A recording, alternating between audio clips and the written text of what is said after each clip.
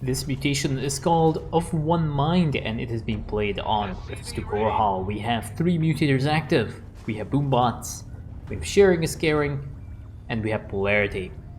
So let's have a look at the masteries while the players get set up, and then I'll talk about the mutators a little bit, and we'll take a look at the prestiges as well. Tychus has gone for the Tychus attack speed mastery, 2010 points into the Try Outlaw improvement and the Outlaw spawn mastery, and then we have 15-15 into the medevac cooldown with the Odin cooldown mastery. And they're using the Dutiful Dog Walker prestige. Dehaka has gone for the Devour healing, 30 points. He's gone for the Pack Leader duration, and then the Dehaka attack speed mastery with the Primal Contender prestige here.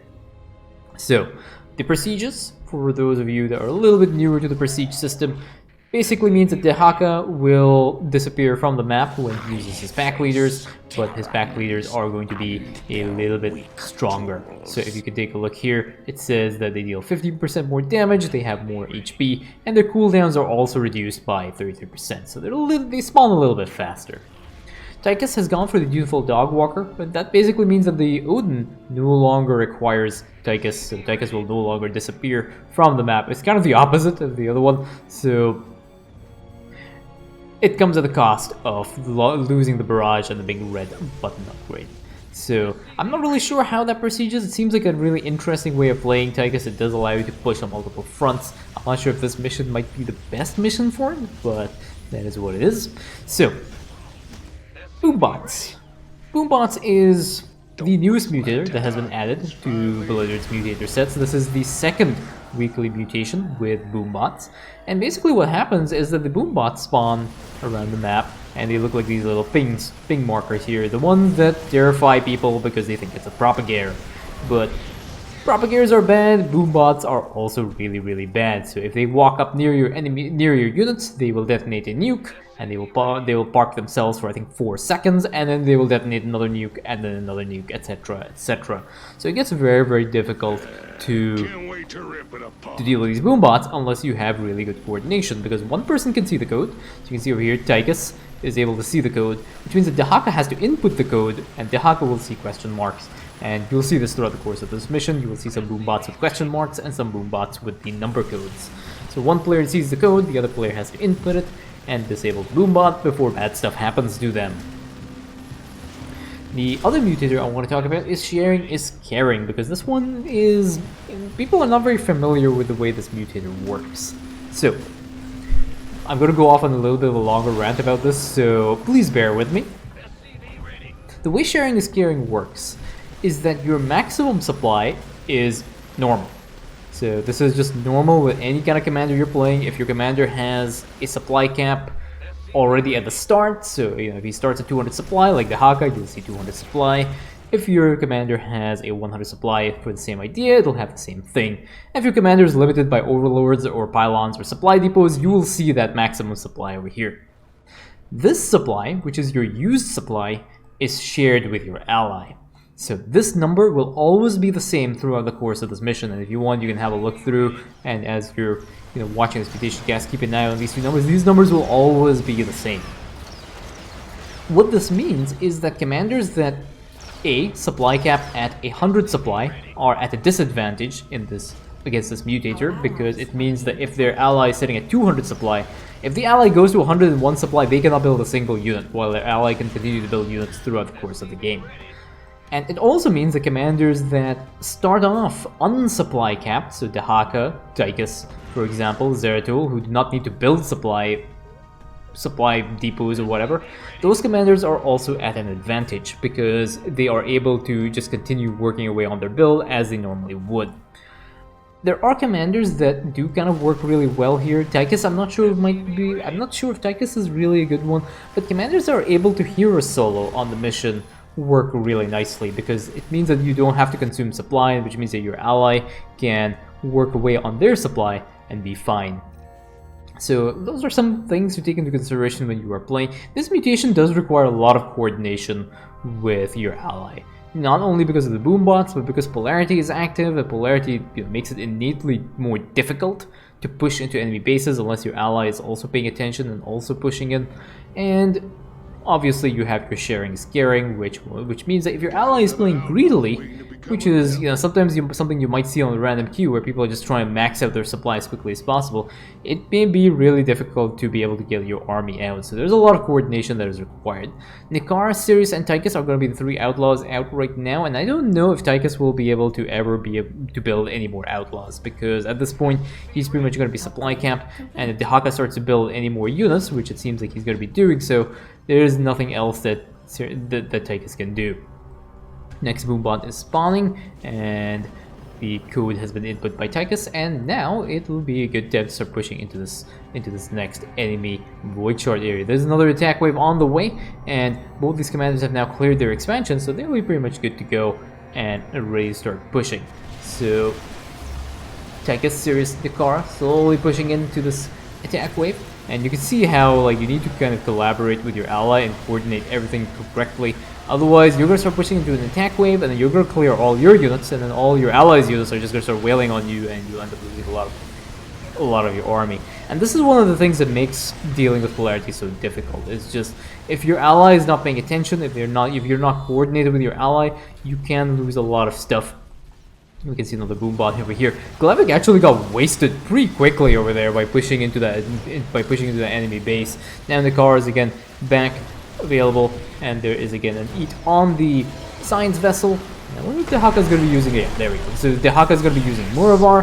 Now Muravar also really good unit, does end up spawning a lot of these extra explosive creepers and stuff. The one thing I'd like to see is the aerial burst sacks upgrade. You can see that Dehaka doesn't have any upgrades right now on his units, but if you get the aerial burst axe upgrade, it means that Muravar's explosive creepers can actually start attacking the air units as well, so she'll be able to clear out not only the ground but the air units, and things like the science vessels and some of the tuna fish hybrids are littered around the map. It does make it a little bit easier to deal with when you have Muravar, and Muravar deals also a lot of damage, so it's really nice to have some kind of unit there. Muravar will be going to push into the attack wave now.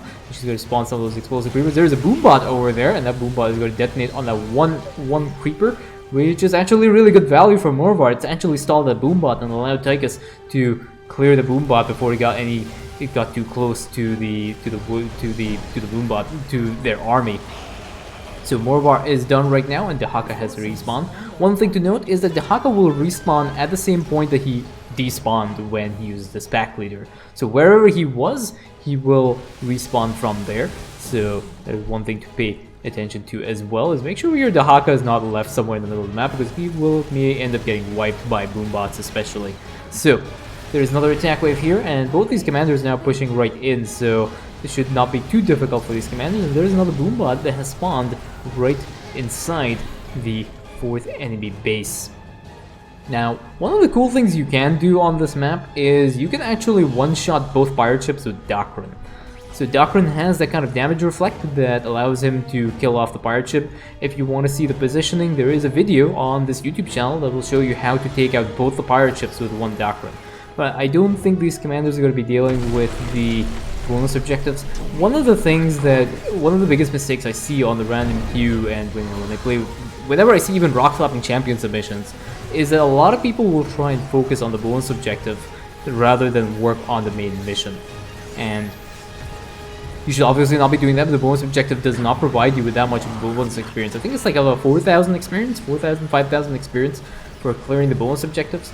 So you should ideally not be focusing on the bonus objective, especially when you're dealing with such a dangerous mutator set.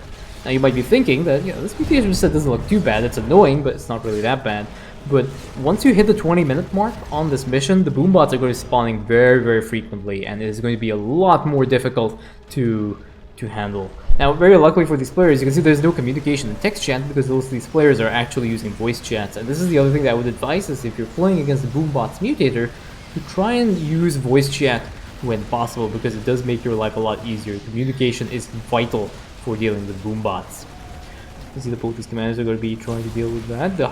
Dehaka doing a little bit of a dance over there, as he eats the hybrid and also gets stunned by the Void Shard. Both those Boombots now are pretty much in the middle of the map, and we have a bunch of Zerglings here that are trying to get a little bit of vision of the Boombots. I think the Zerglings are probably going to end up dying. I do not know if that Boombot is going to end up getting disabled. I don't think Tychus was actually paying attention to I don't think Tychus was actually paying attention to that one Boombot, so that other Boombot does get disabled by Tychus now, and there is another Boombot here that is making its way, and that Boombot will probably also be disabled very, very promptly. There's also an attack wave now that needs to be dealt with. That one Greater Primal Worm is going to get completely wiped, so Dehaka will have to jump in and try and help his ally out, because his ally cannot deal with this attack wave by himself, because Polarity is a very fun and interactive mutator. Dehaka is going to be jumping in, and I think there's a very nice juicy science vessel that is for Dehaka as well, which is one of the convenient things is like when Dehaka has something that's completely locked. Very nice devour, kills off the rest of those siege tanks. There's one random Widow Mine over here, and that Boombot is also going to get disabled. Now, one thing to note about Boombots as well, I think I'm just going to provide a few more tips for Boombots, is that you don't actually need to maintain vision of the Boombot once you have it selected. If you have a Boombot selected, and you lose vision of the Boombot, you can still type in the code without having to regain vision. Just make sure you obviously do not select another unit, because that would not be possible, but that is something you can take to your advantage as well. The other thing is you can use the numpad to type in the code for your Boombots. So if you see a Boombot, and you can use your numpad to input the code that your ally gives you. Now the only thing is that there is a small delay between the numeric inputs. So I think it's maybe half a second or something before you can input the next number. So if your ally told you 1234 is the code, don't type in 1234 as fast as possible, because you're probably going to end up missing half the button inputs, because the Boombot will not register it, and it will cause you more problems than good, because if it counts a wrong input, the Boombot actually starts to move faster. So just delay it a little bit, and you'll be able to type in the Boombot's code using your numpad as well. So just do note that there's a little bit of a delay for the game to register that you've made an input, but I think overall, if you're using voice chat, it just makes this Boombot mutator so much easier to deal with. There are two more Boombots now that are moving towards Dehaka's base, so Tychus is going to go in and try and get vision of this Boombot, and at the same time he's going to reposition himself so he can deal with this next attack wave that is making its way over. And that one more Boombot on the northern side, and that Boombot is chasing Dehaka a little bit. Dehaka is not in the mood to get nuked by the Boombot, but that Boombot does get disabled. Now Tychus has to deal with this attack wave. You can see the Polarity being a little bit annoying. Tychus uses the Odin to try and just provide a little bit more soaky of the damage that is being dealt out by this attack wave. So you can see Tychus, that Odin really effective at just soaking up as much damage from the attack wave as possible, and does really well, like sitting at about 3600 HP, and the car sitting on the back line continuing to heal the Odin as much as possible. Now finally, these commanders might actually get a little bit of a reprieve there. Sirius is just moving over here to try and get some more vision of the Boombots, while Tychus, Odin, and Nikara are going to be trying to push and clear that out. Unfortunately, Tychus does end up getting blown up by a Boombot that ends up spawning near the enemy base here. So that Odin is wandering a little bit too close to the Boombot, but the Boombot gets very promptly disabled by these players. Now, the one thing I wanted to also talk about is because Boombots operates in the same with the same mechanics as any other mutator unit, it spawns from enemy structures. Which means that the mission just gets innately more difficult as you start, completing the mission, because it means that you're starting to push into enemy bases when there are no other enemy bases nearby, which means that you're more likely to push into an area where Boombots will spawn. And you'll notice this a little bit later throughout the course of this mission, that more and more of the Boombots will start to spawn near this Void Shard area, because obviously there are no other enemy structures for them to spawn from. So it just makes it more difficult, and you have to be very careful when you're pushing into these enemy bases, because as the mission progresses, obviously you're more likely to get a Boombot spawning next to you, and you're more likely to end up losing all your units. So, very quickly bad things can happen, and it's also one of the things that makes the Boombots mutator a little bit more difficult to deal with. Tychus just getting some vision now, trying to get and disable these Boombots one by one. So there are two more Boombots on the map, but I think overall seems to be reasonably okay.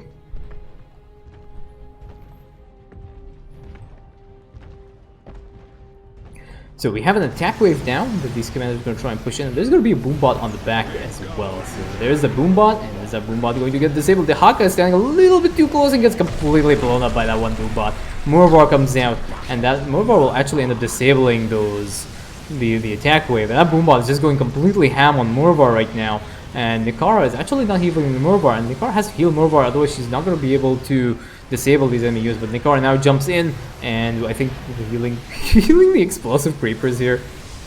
Morvar did get a little bit of a barrier from Nikara, so that's kind of nice. But with the help of Tychus, that attack wave was completely wiped out by Morvar and Tychus. So we have another Boombot over here that will get also disabled. There's a little bit of like weird. It looks kind of a little bit stretchy. I'm not sure why that happens, but I have seen that happen a few times. And there's another Boombot over there that ends up detonating on some of the other random units here. There's another Boombot on the northern side that needs to be dealt with as well. And there are two Boombots that are spawning from that hidden enemy base that no one usually pushes into unless they want to try and spawn camp the attack waves. That Boombot also ends up getting disabled. Two more Boombots on the map, but once these two Boombots are cleared, it will provide a very good natural timing for these commanders to start pushing into the next enemy base. And they will have to hurry because there are only 4 minutes and 30 seconds left on the Void Shards before they activate. So those Boombots are gone now, and now these commanders will have to try and push in as quickly as possible.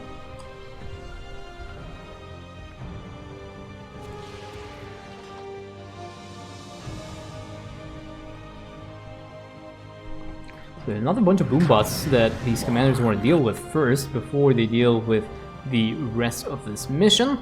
And I think only one of those Boombots did end up getting disabled. So one Boombot actually still managed to go through. I don't think the commanders got a click on it. So there you go. They have selected that Boombot. And I think they're moving out of the way now, and which means that Boombot will probably be disabled. You can see there, no vision necessary. You can disable a Boombot as long as you have it selected. And now these commanders are going to start pushing in to the small enemy camp right at the bottom of the base. And again, time is running a little bit short because they are sitting at 3 minutes and 20 seconds left on the timer. And they'll have to be a little bit more aggressive because otherwise they're not going to be able to clear this mission in time. Dehaka does come down. Dehaka is actually like a beast with this new prestige. He has 8,000 HP and he has damage reflect, so you can actually send him right into an enemy base and the enemy base will end up killing itself on Dehaka. It's just absolutely insane. 8,000 HP unit, and he just does so much damage. There is an attack wave on the way, and there is a Boombot here that has spawned, and these commanders will have to try and disable this Boombot before they continue to push into this next enemy base, because otherwise the Boombot is going to detonate on their army, and then they have to try and push through. 2 minutes and 20 seconds left on the timer. Now time is getting a little bit dire, and these commanders will have to try and hurry up. And they're going to try and focus down this Void Shard. There is a Battle Cruiser over here and a Tuna Fish Hybrid, but unfortunately Dehaka cannot clear any of those units by himself, so he'll have to try and just focus down on whatever he can. And the Mutators are also going down. Seeker missiles on top of these mutalisks. Still 4 Void Shard. 1 Void Shard has been cleared right now. The second Void Shard will end up going down as well. 2 more Void Shards left. 1 minute and 40 seconds left on the timer. And that Void Shard will end up getting cleared. That one will also end up going down very quickly. 1 Void Shard is still remaining. But I think, yeah, this is pretty much it. Glevic goes down. Void Shard goes down over there. There's Morvar that gets used now. There's one last Void Shard here. But yes, there we go. That is the last Void Shard cleared. All the Void Shards are done. And that is GG.